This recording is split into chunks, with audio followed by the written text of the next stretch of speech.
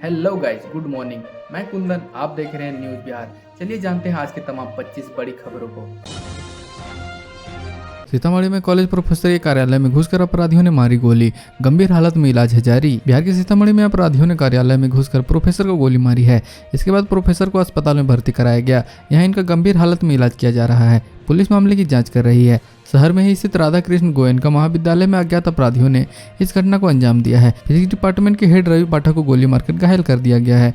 घटना उस वक्त हुई जब रवि पाठक अपने डिपार्टमेंटल के काम को अपने कक्ष में कर रहे थे। इसी समय उनके कक्ष में आकर अपराधी घुस गए और उन्हें गोली मार दी। तब इन्हें अस्पताल में भर्ती कराया गया।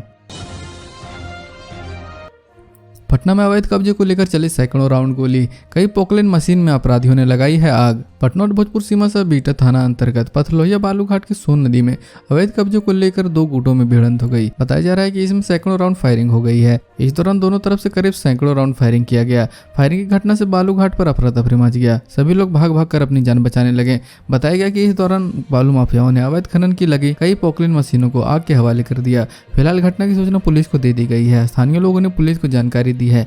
ज्ञात हो कि बीटा थाना क्षेत्र के पथलोहिया बालूघाट पर सोन नदी से दो गुटों की आपस में भिड़ंत हो गई थी। 20 शिक्षक अभ्यर्थी 5 साल नहीं दे पाएंगे परीक्षा, आयोग ने ब्लैक लिस्ट में डाल दिया है नाम। जानिए क्या है कारण। बिहार में 20 शिक्षक अभ्यर्थियों के खिलाफ आयोग की ओर से कार्रवाई की गई है। 20 शिक्षक अभ्यर्थियों का नाम काली सूची में डाल दिया गया है, यानी कि ब्लैक लिस्ट कर दिया गया है। इनके नामों को वेबसाइट पर भी अपलोड कर दिया गया है। ये इसके बाद से 5 सालों तक परीक्षा में शामिल नहीं हो सकेंगे। बता दें कि ये अभ्यर्थी फर्जीवाड़े में पकड़े गए थे। इसके बाद ही इनके खिलाफ बीपीएससी की ओर से बड़ी कार्रवाई की गई। अगले 5 सालों में होने वाली परीक्षा में यह हिस्सा नहीं ले सकेंगे।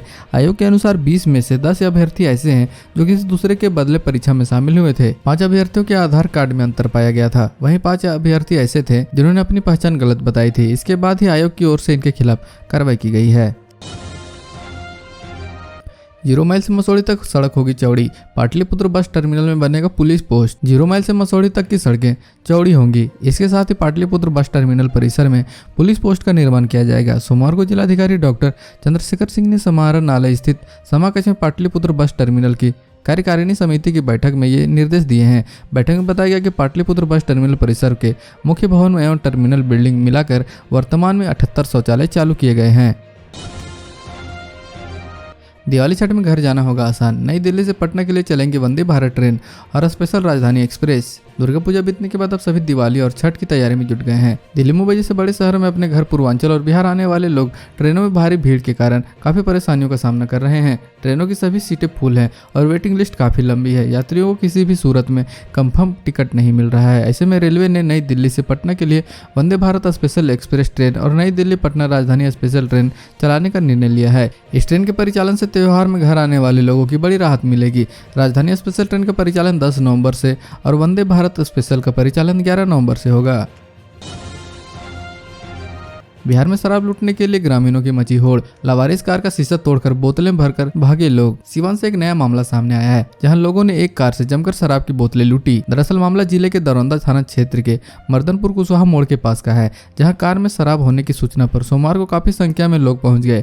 मौके पर पहुंचे जिन लोगों के भी हाथ लगा वे शराब उठाकर ले गए। बताया जाता है कि सारण जिले के जनता बाजार थाना क्षेत्र में 2 बाइक में ठोकर मारकर पुलिस की पकड़ से बचने के लिए चालक तेज रफ्तार से कार से भागने लगा। इसी बीच कार सिकटिया बाजार में मर्दनपुर कुशवाहा मोड़ के पास पहुंची, जहां लोगों की भीड़ देखकर घबराए चालक ने कार को लावारिस हाथ में छोड़ दिया और फरार हो गया।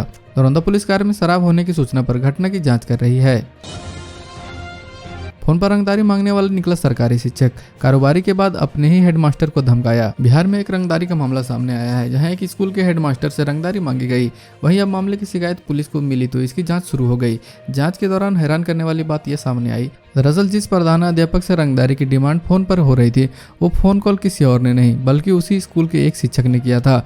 पुलिस ने आरोपित शिक्षक को गिरफ्तार कर लिया है और उसे जेल भेज दिया।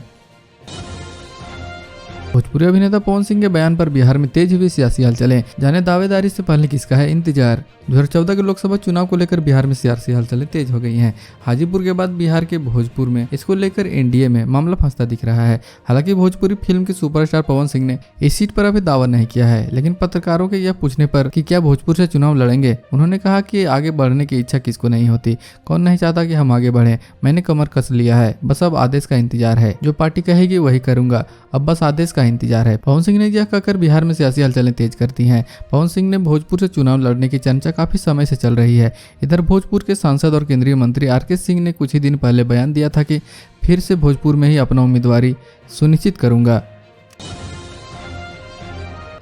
बिहार के पूर्णिया पुलिस लाइन में एक और खुदकुशी की घटना। सिपाही की पत्नी ने फंदे से झूलकर दे दी है जान। बिहार के पूर्णिया जिले में पुलिस लाइन में एक बार फिर से खुदकुशी की घटना सामने आई है।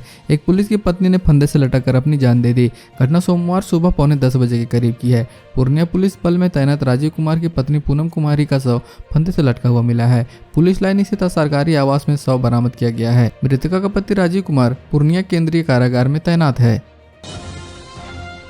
प्रेम प्रसंग ने ले ली महिला सिपाही की जान। हत्यारे पति ने सरेंडर के बाद दिया हैरान करने वाला बयान। 20 अक्टूबर को पटना के कोतवाली थाना क्षेत्र के स्टेशन रोड स्थित होटल मीनाक्षी के कमरे में अपनी महिला सिपाही पत्नी शोभा की गोली मारकर हत्या करने वाले हत्यारोपित पति ने जहानाबाद के काको थाना में सरेंडर कर दिया। पुलिस दबी से घबराकर मृतका महिला सिपाही शोभा के पति गजेंद्र ने रविवार को काके थाना में आत्मसमर्पण किया। गजेंद्र काको थाना क्षेत्र जोगियाडी का निवासी था। उसने महिला सिपाही पत्नी की हत्या मामले में कई चौंकाने वाले खुलासे किए हैं। हालांकि पुलिस अभी उसके बयान की सत्यता की जांच करेगी।